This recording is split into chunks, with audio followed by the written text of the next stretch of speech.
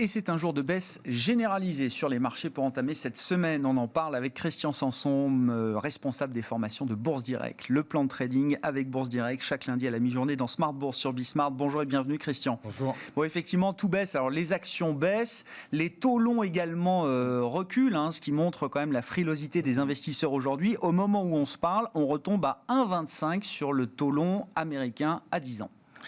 C'est ça. En fait, les 10 ans américains en fait, étaient dans une tendance haussière depuis pas mal de temps. Et ils sont sortis la semaine dernière, on peut le voir à l'écran. Ouais. Voilà, donc, la semaine dernière, on est sorti, on en a fait ce qu'on appelle un pullback. On est revenu taper ces 1,40. On n'a pas vraiment réussi à les franchir. Donc, du coup, on reprend la tendance. Maintenant, on voit nettement qu'on est sur une tendance baissière. D'ailleurs, on voit qu'il y a bien un petit gap à 1,19 qui est en dessous. Alors, si je regarde un petit peu au niveau des retracements qu'on appelle de Fibonacci, là, on est en train d'enfoncer là, des 38,20% qui était à 1,29. Donc, du coup, ça veut dire que ça laisse place, du coup, à aller chercher les 50% de retracement. Et les 50%, c'est 1,14. Voilà, c'est au niveau des 1,14. Après, il y a 61,8. Là, j'espère pas que c'est 0,99. Mais déjà, 1,14, c'est déjà pas mal. On y va tout droit. C'est pas si loin, c'est pas... Non. Et puis, comme vous dites, là, le mouvement, la baisse des taux, c'est quand même accéléré assez nettement ces derniers jours.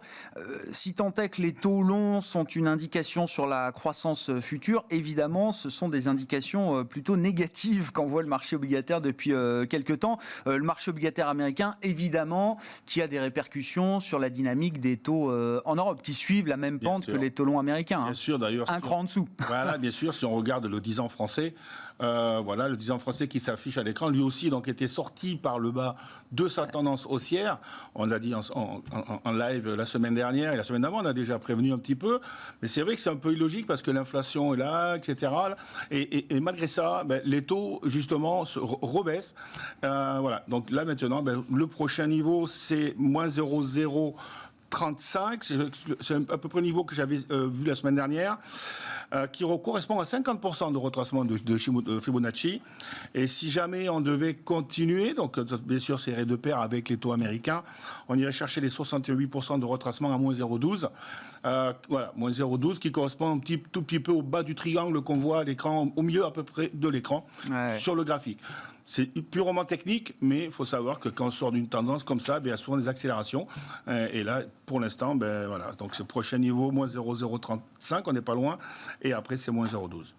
Avec des petites tensions quand même, il faut le noter, sur les marchés obligataires européens, puisqu'on a des taux français et allemands qui reculent assez nettement aujourd'hui. Le 10 ans allemand est à moins 0,37% à nouveau, alors qu'on voit un 10 ans italien qui est stable, voire en légère progression. Donc on a des petites tensions qui réapparaissent. Ça reste léger pour l'instant, mais c'est à surveiller. Et je rappelle qu'on a une réunion de la BCE ce jeudi, on en parlera dans les prochaines minutes. D'ailleurs, dans la série tout baisse, l'euro baisse contre le dollar également. Là aussi, la tendance semble assez claire depuis quelques jours. Voilà, on le disait depuis pas mal de temps, c'est une sinusoïdale, et bien on va arriver dans la bas du sinus, voilà, qui se situe à 1,17, donc c'est le point bas du mois de mars, donc on y est quasiment à 1,17. Pas de danger si on le casse parce que le prochain support est juste derrière, c'est 1,16, c'est le point bas de septembre-octobre 2020. Donc tant que cette zone-là, parce qu'on ne peut pas s'arrêter pile sur les mêmes points, mais cette zone-là est très très importante parce que si au contraire on devait casser vraiment ces 1,16, là malheureusement toute la hauteur entre 1,23 et 1,16 il faut la reporter vers le bas, ça nous mènerait beaucoup plus bas. Donc il faut vraiment surveiller cette zone-là qui est très très importante, plutôt 1,16 que 1,17, mais voilà, il faut faire très attention à cette zone-là. Bon, à surveiller, on va parler du CAC 40 et des indices européens, alors qui commencent à avoir corrigé un petit peu. Je rappelle qu'il y a un mois de ça, le CAC était à 6700 points, on est à un peu plus de 6300 points au moment où on se parle. La correction est quand même beaucoup moins violente sur le marché américain à ce stade, puisque quand on regarde le S&P 500, on doit être, je sais pas, peut-être à 2% des records historiques qui ont été marqués encore ces dernières semaines. Voilà, alors si on regarde le S&P 500, on est bien sûr, vous voyez, encore dans les plus hauts, on est toujours en tendance haussière. On n'a pas perdu 5% par rapport au sommet, loin de là. Bon, c'est 500 valeurs aussi, c'est pas comme le Dow Jones ou les stable. Mais bon, c'est quand même un indice très, très, très important aux États-Unis, qui sert d'ailleurs beaucoup à baquer les fonds, les funds et tout ça. Et puis les ETF, bien évidemment. Alors, on a fait une petite étoile du soir la semaine dernière. L'étoile du soir. C'est quoi, ça annonce quoi, l'étoile du soir? Au revoir. L'étoile du soir, c'est une petite figure de retournement à la baisse. Il y a également simplement une divergence baissière sur ce qu'on appelle le MACD Prime, c'est l'histogramme, et le MACD qui passe en dessous de sa moyenne. Alors pour l'instant, il n'y a pas de danger puisque le MACD est toujours positif, donc la tendance est toujours haussière, mais il faut faire attention. Le prochain niveau, c'est 4200, 4215. C'est le support de tendance haussière, il faut qu'il tienne. Il ne faut pas qu'il casse. Voilà. Sinon, mais ça veut dire tout simplement qu'il sortirait de sa tendance haussière par le bas. Et là, c'est pas bon. On annonce des marchés américains en baisse tout à l'heure à l'ouverture. Oui. Et je renvoie aux leçons de trading. Il y a eu une leçon de trading sur les indicateurs techniques et les indicateurs de divergence avec vous, Christian, et notamment sur le MACD, le calcul du MACD. Que dire des autres indices américains? Vous nous avez beaucoup parlé du Dow Jones également ces dernières semaines. Oui, le Dow Jones qui a buté la semaine dernière encore sur son plus haut historique, on le voit là. Ouais. Il consolide à plat. Lui aussi fait un genre de sinusoïdal. Alors, c'est vrai qu'il faut des bonnes nouvelles maintenant pour arriver à franchir cette résistance un petit peu au-dessus. Le support, c'est 33 245. Ça, c'est vraiment le point bas qu'on a fait l'autre jour. Il y a aussi une divergence baissière sur le MACD Prime. Donc, c'est en fait, qu'à chaque fois qu'il y a des divergences comme ça ne va pas dire que c'est catastrophique, mais c'est souvent des premières alertes. Parce qu'avant d'entrer vraiment dans une tendance baissière, comme les taux d'intérêt l'ont fait, il y a quand même ces alertes-là sur des indicateurs qui disent attention, c'est terminé, la tendance pourrait se retourner. Donc, ceux qui ont des indices, ils peuvent très bien alléger, quitte à revenir plus tard si jamais les supports tiennent. Parce qu'on saura plus tard si les supports tiennent ou pas. Donc là, il faut vraiment surveiller la zone des 33 250, 245, qui est une zone de support très forte, qu'il ne faut pas casser, parce que sinon, encore une fois, on pourrait après aller sous les 32 000 points. Mais on n'est pas là encore. Et c'est une configuration assez similaire pour le Nasdaq également, Christian, lui aussi, qui est revenu sur des plus hauts historiques ces dernières semaines. Exactement pareil. Toujours la divergence petite baissière sur le MACD Prime. D'ailleurs, on voit au graphique que la hausse sur le Nasdaq s'est faite avec de moins en moins de volume. Ouais. Voilà. On fait un genre de double top, d'accord? C'est un M avec une pente. C'est pour ça qu'on regarde un petit peu ces divergences. Par contre, à court terme, il n'y a pas de risque, pas vraiment de risque. La zone de support importante, à mon avis, elle est quand même assez basse, puisqu'on a bien accéléré. C'est autour des 14 100 points. 14 100, c'est en fait, ça correspond au sommet qu'on a fait au mois d'avril, avril-mai. Vous voyez, on a fait un genre de M avant de bien baisser, puis de le franchir. Donc ça, c'est la zone de 14 000, 14 100. Le support de tendance haussière est à 13 600, un petit peu en dessous. Pour l'instant, qu'il aille à 14 100 ou 14 000, il n'y a pas de problème, ce serait entièrement sain. Un marché, quand il monte, il faut bien qu'il baisse pour pouvoir aller plus haut.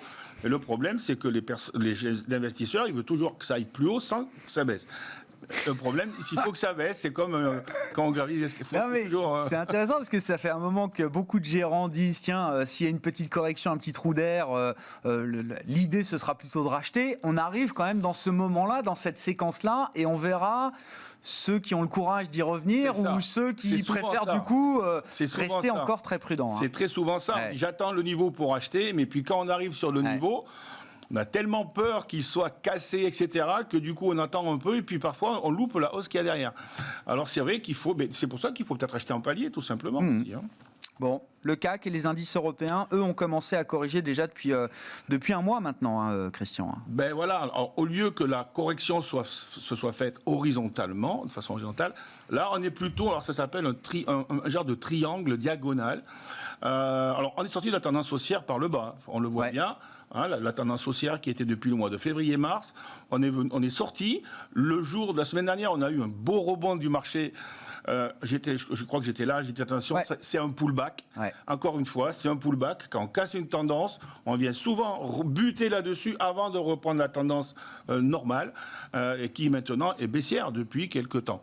Voilà. Alors, il n'y a pas péril dans la demeure. Il faut surveiller le plus bas de la semaine dernière qu'on est en train de tester, de titiller un petit peu aujourd'hui. Alors, c'est la zone des 6340 en clôture.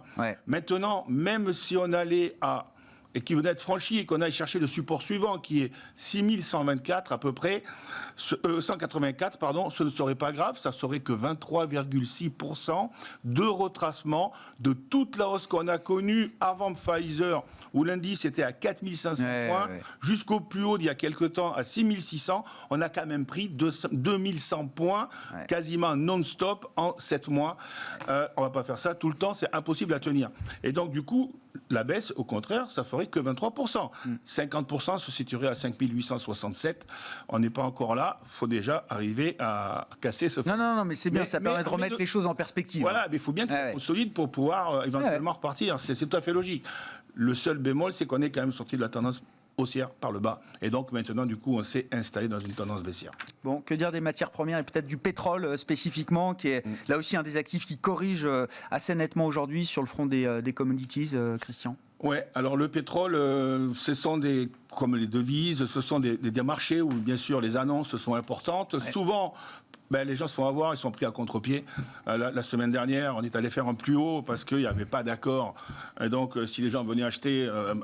pas d'accord à l'OPEP, hein, bien sûr. Voilà, c'est ça. On est focalisé sur l'OPEP quand on parle du pétrole. Et aujourd'hui, il y a un accord, donc du coup, ça rebaisse. Ouais. Il fallait faire l'inverse. Il fallait vendre quand le pétrole était en haut, éventuellement l'acheter quand il a rebaissé.